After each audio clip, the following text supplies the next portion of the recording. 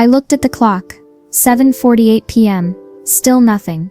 I checked my phone again. Notifications, none. Messages, none. Just the same screen lighting up like it was mocking me. I whispered to myself, maybe he's on the way. I knew he wasn't. I sat at the edge of the table. The candles flickered, soft and golden, just the way I liked. The cake was small, store-bought, because I knew I'd be the one eating it alone. I picked up the knife, set it down again. Picked it up, set it down. The phone buzzed. My heart jumped. Voicemail. Hey babe, something came up. Madison's taking the team out for dinner. Can't miss this big opportunity. I'll make it up to you. Okay? Love you. Click. I stared at the screen for a full minute, then I played it again, just to be sure I heard what I thought I did. My birthday. He skipped my birthday, for his boss. I laughed. Not because it was funny, because it wasn't. It was so far from funny that laughter felt like the only thing left that wouldn't break me. I said out loud, I wore the dress you liked. I made your favorite pasta. I even bought that stupid red wine you only pretend to like because your colleagues do. The empty chair across from me said nothing. I poured the wine into 2 glasses anyway. One for me, one for the man who wouldn't show. I'm not crazy, I muttered, though I wasn't sure who I was trying to convince. I looked at the cake, chocolate with white icing. Happy birthday, written in sloppy blue cursive, by a teenage cashier who didn't even look up when I paid. I struck a match. 1 candle, 1 wish. I whispered, I want my life back. I watched the flame dance. It didn't melt the wax. It just stayed there, burning like it wasn't sure whether to stay or leave. Just like me, I blew it out. The smoke curled like a sigh. I took a sip of wine. Cheers to me. Silence. I pushed the plate away, untouched. I got up and walked to the mirror. The dress looked ridiculous now, too hopeful, too bright, too desperate. I said to my reflection, what are you doing? She didn't answer. I slipped off the dress and wrapped myself in my robe, walked back to the kitchen, and stared at the untouched dinner. I opened my phone, scrolled through old messages. You're everything to me. I'd never hurt you. You're my home. Lies. Every one of them. I whispered. You didn't even text. I grabbed my phone and called him, straight to voicemail. Of course. I slammed the phone on the table. You didn't even text. I leaned against the fridge. Cold, metal, honest. My eyes started to burn, but I refused to cry. Not tonight. I remembered last year's birthday. He forgot, then brought flowers the next day like that made it okay. I remembered the year before, that phone call from work that couldn't wait, and the year before that, I'd planned a surprise trip. He canceled last minute. I sighed. You always had an excuse. I sat down, legs folded under me like a child. I whispered. I didn't sign up to be lonely in my own marriage. The air was heavy, not sad, just done. I picked up the wine glass. He doesn't even know what today means to me. I thought about my mother. She used to bake me a cake with strawberries and cream, even when we had no money. She always made me feel seen. Ethan hadn't asked about my birthday plans, not once. I closed my eyes. I saw him sitting across from Madison, laughing, toasting, probably checking his phone, seeing my name, and ignoring it. I stood up again, walked to the drawer, pulled out a sheet of paper. I began to write, Dear Ethan, happy birthday to me. You weren't here, but that's nothing new. I hope Madison's steak was worth it. I'm tired. I'm tired of being a ghost in your life. Tomorrow I'm going to see a lawyer. I just thought you should know. Your wife, who used to wait. I folded the paper and slid it into an envelope. I left it on his pillow. I turned off the candles, put the cake in the fridge, and I turned off my phone. For the first time in years, I didn't wait for him. I went to bed alone, and I finally slept. I scrolled through my messages again. Me, dinner tonight. Me, are you free Sunday? Thought we could go out. Me, let me know when you're home safe. Nothing from him, just my own words echoing back like an empty hallway. I stared at the screen and muttered. Was I always the only one talking? I opened our first ever text thread. His messages used to have exclamation marks, hearts, smiley faces. That version of him felt like someone else, someone who used to care. The doorbell rang. I opened it. Layla stepped in, sunglasses still on, holding a bottle of wine, like it was a rescue rope. Emergency mode, she asked, raising an eyebrow. I didn't call you. You didn't have to. I saw your story. Table for 2. Candlelight. 1 plate. I laughed. Subtle, wasn't it? You looked like a ghost bride. She kicked off her shoes. Let's uncork and unravel. We sat in the living room. She poured, then tilted her glass toward mine. To terrible men, she said. To terrible wine, I replied. We clinked. All right, she began, crossing her legs. What happened this time? He didn't show.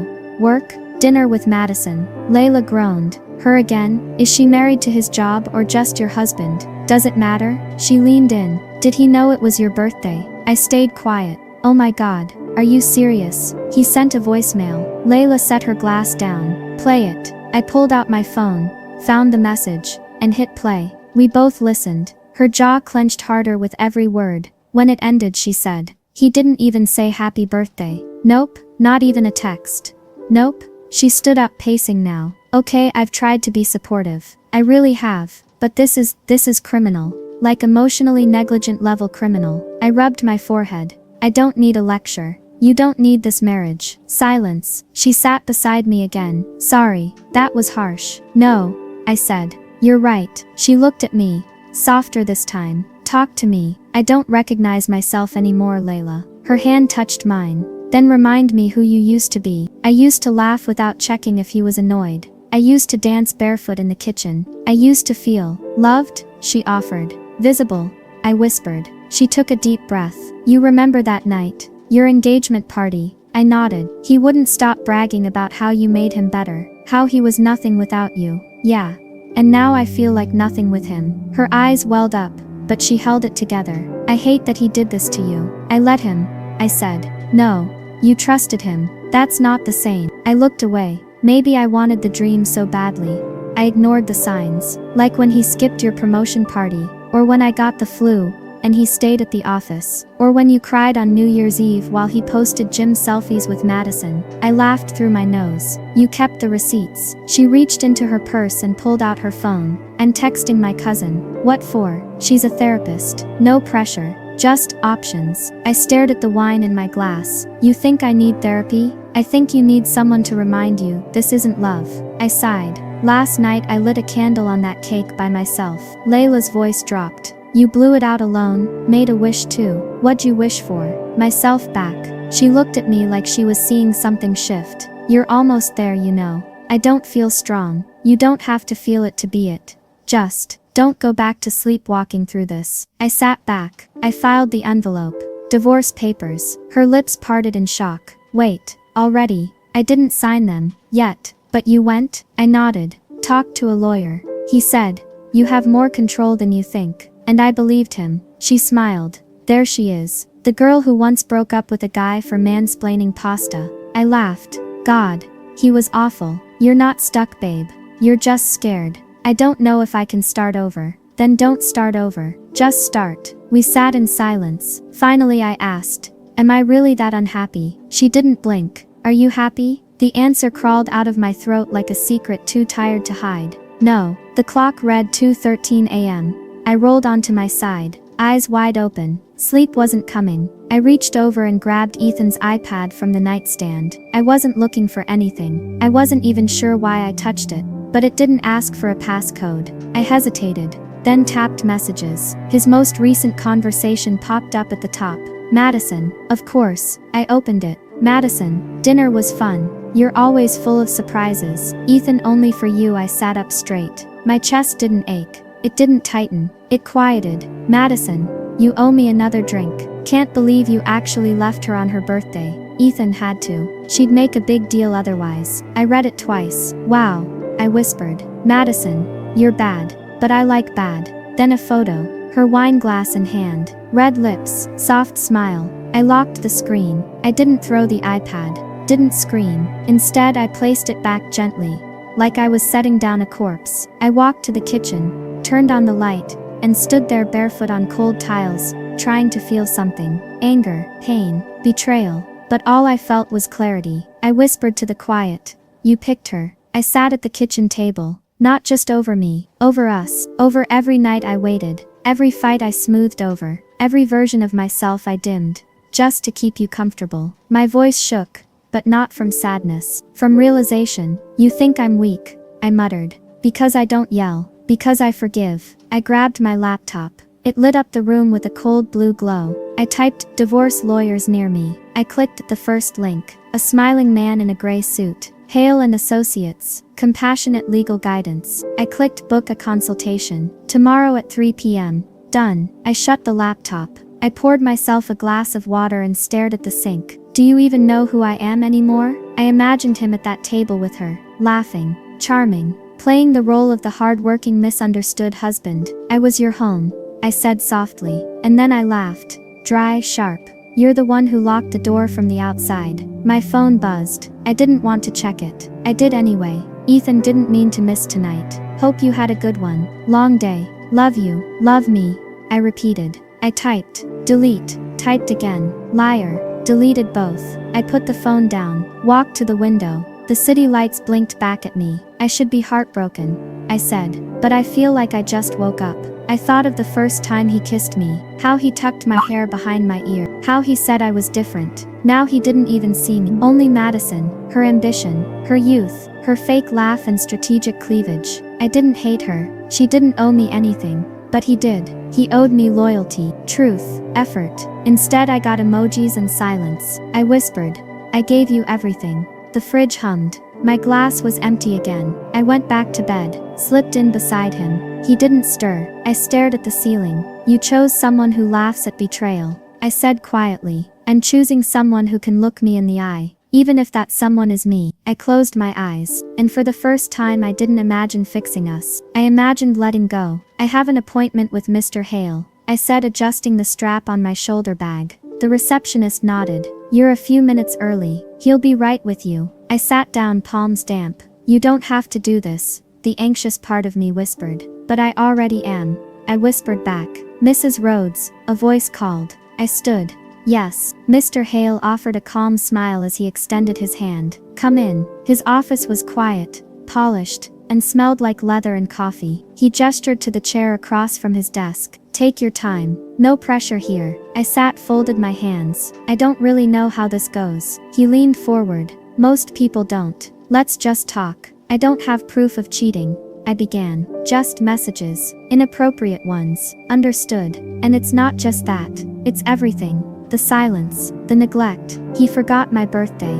He nodded slowly. You don't need a crime to want your life back. I stared at my fingers. I think I'm done. He paused. But are you sure? I met his eyes. I don't know if I want revenge or peace. That's honest. I just know I can't keep shrinking myself. He opened a folder. Well, first, this is not a courtroom drama. This can be clean, quiet, no spectacle unless you want one. I don't. Good. You don't strike me as the vindictive type. I smiled. Not yet anyway. He chuckled. We'll go at your pace, emotionally and legally. What does that mean? No pressure to file today. I'll walk you through your rights, your options, and if I freeze halfway through, then we stop.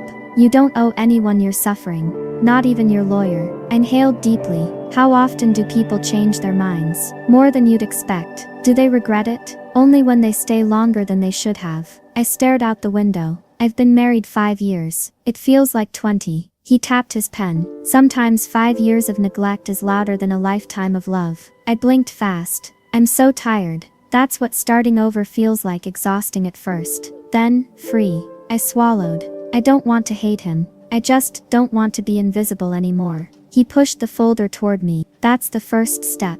This outlines everything: property, shared accounts, assets. We'll protect what's yours, even if he fights it. He can't take what he didn't show up for. I looked at the papers. This makes it real. He nodded. It's not a punishment. It's a release. I used to love him so much. That love wasn't wasted. It taught you what you need now. I leaned back. I didn't think I'd ever be here. No one does. But you are. And you're still standing. I laughed softly. Barely. Still counts. Will he know I came here? Only if you want him to. Not yet. Then we wait. You have control. I nodded. That's what I keep forgetting. You have more control than you think. The room felt warmer somehow. Or maybe I was just finally breathing. I stood up.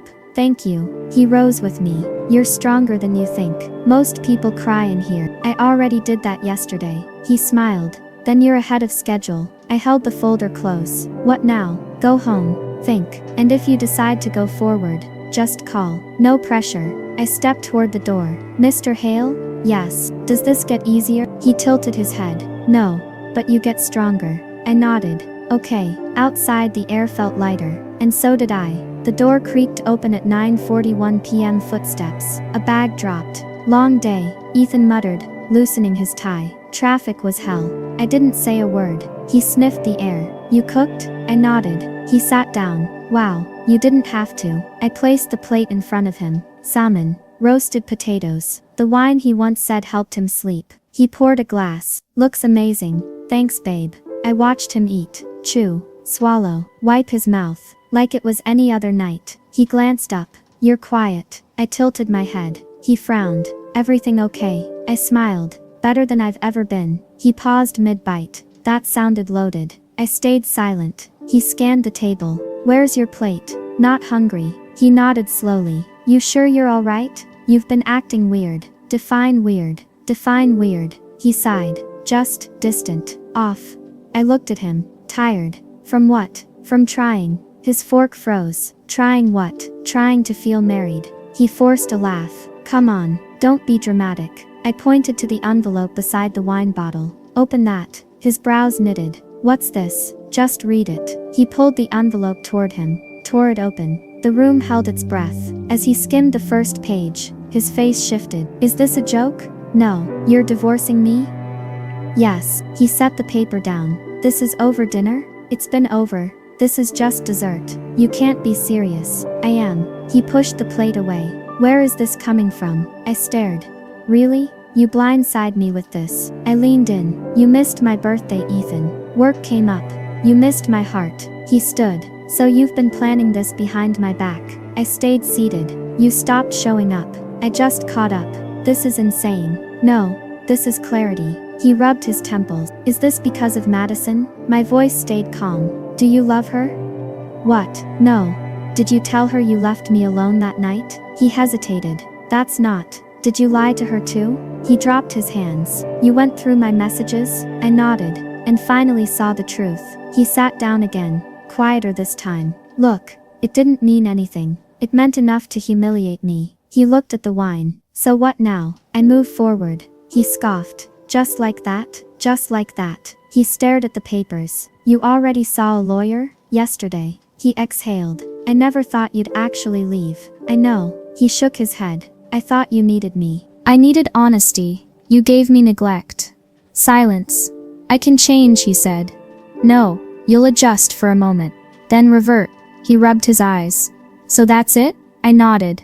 That's it. He looked lost.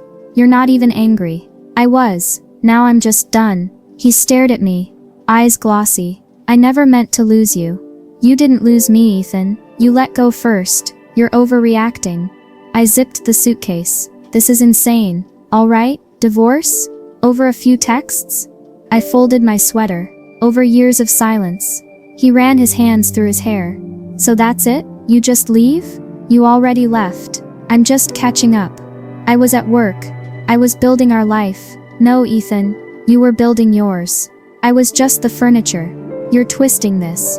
I looked at him. Then untwist it. Say something real. He stepped forward. It was nothing. Just flirting. That wasn't nothing. That was betrayal in pixels. He slammed his fist on the dresser. You want to ruin everything because of a few stupid messages? I want to stop shrinking. This isn't fair. What part of this marriage ever was? You can't just walk out. Watch me. You're not thinking clearly. I turned. I've never seen clearer. He pointed at the papers. You really filed these. I really did. He laughed bitter. You're not the woman I married. No, I said, picking up my bag. I'm finally the woman I should have been. He blocked the door. We can fix this. We already tried. You just didn't notice. I'll change. You had every chance. You chose Madison. I didn't sleep with her. I paused. That's the saddest part. You think that's the line. You're being cold. No, I'm being calm. You just don't recognize it. You'll regret this. No, you will. I pushed past him. Don't do this. You already did. He followed me to the door. You're not thinking straight. I turned. I thought straight for 5 years while you forgot I existed. He stepped back. I opened the door. Goodbye, Ethan. You won't find better. I already found peace. The door shut behind me. Layla opened the door in pajamas. She didn't ask. She just hugged me. "Come in," she said softly. I dropped the bag near the couch. She handed me tea. "Bathroom's still on the left. Spare blankets in the closet." I nodded. "I'll sleep here? Only if you don't mind dog hair and late night snacking." I smiled for the first time in hours. "Perfect." She sat beside me. "You okay?" "No." She nodded. "Good. Means you're real." I leaned my head back. I didn't cry. "You will." "Not tonight." "No. Tonight you sleep." I closed my eyes, and I did. The next morning, my phone buzzed. "Ethan, please, talk to me." Buzz. "Ethan, I didn't mean to hurt you." Buzz. "Ethan, she's not even texting me back." Buzz. "Ethan, don't do this, please." I turned the phone face down. Layla slid coffee toward me. "Storm's starting, huh?" "Yep, let it thunder." "You're dry in here." "I feel empty." "Better than drowning." I stared at the cup.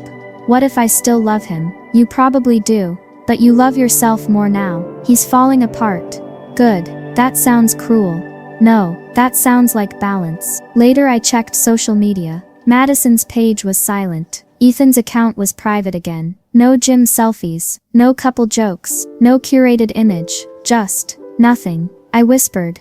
"His world's crumbling." Layla walked in. "And yours, rebuilding."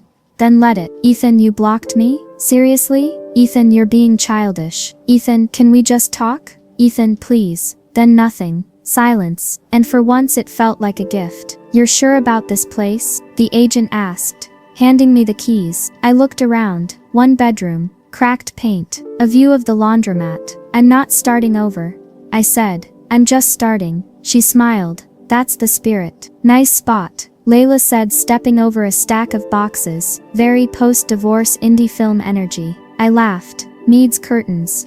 Needs wine." I raised a bottle. "Already handled." We clinked glasses. She looked around. "How do you feel?" I took a deep breath, like I can breathe in my own space again. The next morning, I opened my journal. First blank page. First thought. Who am I?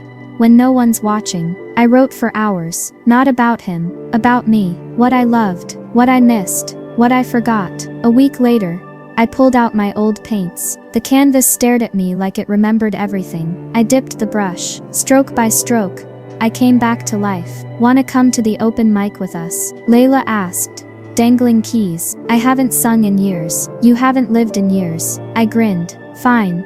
But I'm not going on stage." It was loud, crowded, beautiful. People with messy hearts and louder voices. I watched, listened, drank ginger tea. Then he walked up to the mic. Not Ethan, not the past, just a stranger in a hoodie. He said, "This is for anyone who forgot how to be alone, and didn't realize that's where peace lives." He sang softly. No showboating, just truth. Afterward I found him near the back. "You sing like you're telling secrets," I said. He smiled. "Better than yelling." "Irav," he offered. I nodded.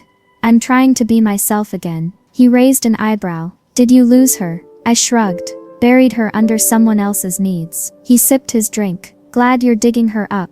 Layla teased me on the way home. "So, Irav?" "Nope," I said. "But maybe." I smiled. I like that he didn't try to fix me. Days passed. Messages stopped. My phone was quiet. My heart wasn't racing anymore. My hands didn't shake at the sight of his name. I didn't wonder what he was doing. I just lived. I lit a candle in my new place. Not for celebration. Not for company. Just because I wanted to. I whispered, "This is mine." Silence answered. And for the first time, it didn't echo pain, it echoed peace. "Ethan, you blocked me? Seriously?" "Ethan, you're being childish." "Ethan, can we just talk?" "Ethan, please." Then nothing. Silence. And for once it felt like a gift. "You're sure about this place?" the agent asked, handing me the keys. I looked around. One bedroom, cracked paint, a view of the laundromat. "I'm not starting over," I said. "I'm just starting." She smiled. "That's the spirit." "Nice spot," Layla said, stepping over a stack of boxes. Very post-divorce indie film energy. I laughed. "Needs curtains. Needs wine." I raised a bottle. "Already handled." We clinked glasses. She looked around. "How do you feel?" I took a deep breath. Like I can breathe in my own space again. The next morning, I opened my journal. First blank page. First thought. Who am I? when no one's watching. I wrote for hours, not about him, about me, what I loved, what I missed, what I forgot. A week later, I pulled out my old paints. The canvas stared at me like it remembered everything. I dipped the brush, stroke by stroke.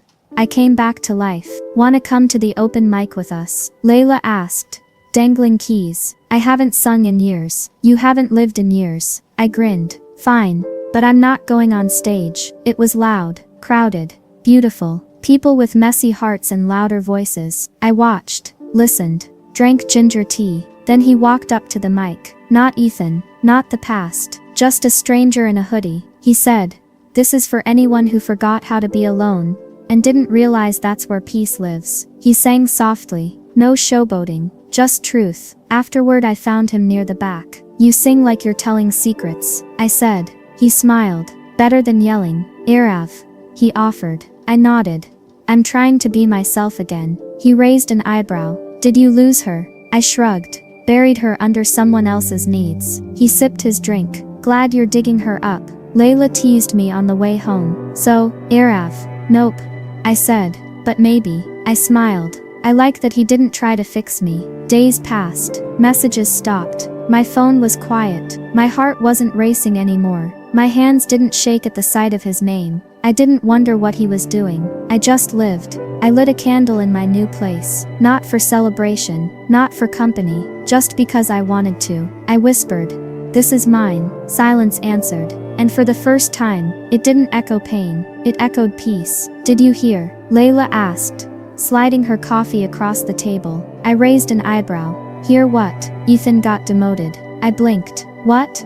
"Yeah, Madison got promoted, relocated. And apparently she didn't take him with her." I stirred my drink. "That's poetic. She left him in the dust," she said. "And now the office is buzzing. Something about inappropriate behavior. HR was involved." I took a slow sip. Karma's punctual these days. Layla leaned in. "You okay hearing this?" I thought I'd feel joy. "I don't." She smiled. "That's growth." 3 days later the message came. "Ethan, please. Just one coffee. I need closure." I stared at the screen, then typed back. 1 hour. Cafe Luna. Tomorrow, 6 p.m. He was already there when I arrived. Same seat. Different man. His eyes were sunken, shoulders slumped, hair unstyled. No ring. "Hey," he said. I nodded. "You look tired." He exhaled. "I haven't been sleeping. Guilt does that." He stared at the table. I didn't expect to lose everything. I placed the key on the napkin. "I'm not everything,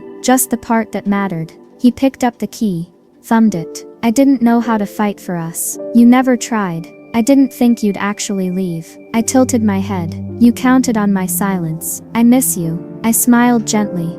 "I don't." His throat tightened. "You really moved on." I moved back to myself. He leaned in. "Do you hate me?" "No." "Then why won't you give me another chance?" "Because I don't need to." He blinked. "Was she worth it?" "Was I?" He looked down. I stood. "You didn't lose me to someone else. You lost me to myself." He looked up. "I'm sorry." "I believe you." He reached for my hand. "Can we?" "No." He nodded slowly. "Right." I stepped back. "Goodbye, Ethan." I walked out, and with each step I felt lighter. My phone buzzed. "Birthday girl." Layla's voice sang through the speaker. I smiled. "Don't start." "Oh, I will." 1 year post-hell. "How do you feel?" I looked out the window. "Warm. Quiet. No plans. Just me." "You're not gonna cry, are you?" "No, not today. I'm proud of you, you know." "I'm proud of me too." We hung up. There was a small package at my door. No card. Just twine. And a brown paper wrap. I opened it. New paintbrushes. Clean. Crisp. Soft bristles. My phone buzzed again. "Irav. Heard you're officially reborn today. Thought these might help you color the new version." I smiled. Typed. "You remembered." "Irav. Of course." The day the world got its painter back, I set up my easel, mixed the colors. The canvas stared at me, empty and patient. I whispered, "Okay, let's try again." My brush touched white, then blue, then gold. No plan, no pressure, just feeling, just breath. There was no cake, no candles, no one clapping or singing off key, just me, my window, sunlight, silence, and in that stillness, I closed my eyes and whispered, "Happy birthday to me."